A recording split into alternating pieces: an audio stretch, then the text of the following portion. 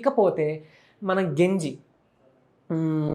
మనం ఏం చేస్తామంటే ఓ పని చేయండి, ఒక 2 చెంచాలు బియ్యం తీసుకొని పచ్చి బియ్యం తీసుకొని కడిగేసి దాన్ని ఒక గ్లాస్ నీటిలో నానబెడదాం. నానబెట్టిన తర్వాత దాన్ని ఉదయం రాత్రంతా నానబెట్టేస్తే ఉదయం ఆ గెంజి తేలుతుంది కదా, దాన్ని మీరు ఇంటర్నల్గా తాగడానికి యూజ్ చేయొచ్చు.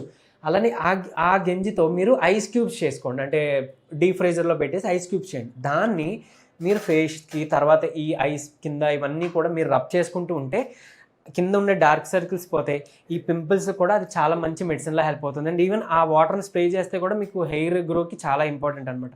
సో ఫేస్ గ్లో కూడా చాలా ఉపయోగపడుతుంది. ఇది తీసుకోండి. స్ట్రెస్ రిలీవింగ్కి మనకి అశ్వగంధ అని అట్లా ఉన్నాయి, ఇవన్నీ కూడా మీరు వాడుకుంటే చాలా బాగా ఇంపాక్ట్ వస్తుంది అనమాట. అలానే వీక్లీ వాడుకునే ఫేస్ ప్యాక్స్, ఫేస్ క్రీమ్స్, అతిమధురం అట్లా హెర్బ్స్తో మనం తయారు చేస్తున్నాం. సో అట్లాంటి మీరు తీసుకొని మన దగ్గర ఆర్డర్ పెట్టుకోవచ్చు. అది తీసుకొని మీరు వాడినా కానీ మీకు ఈ స్కిన్ గ్లోకి హెల్ప్ అవుతుంది.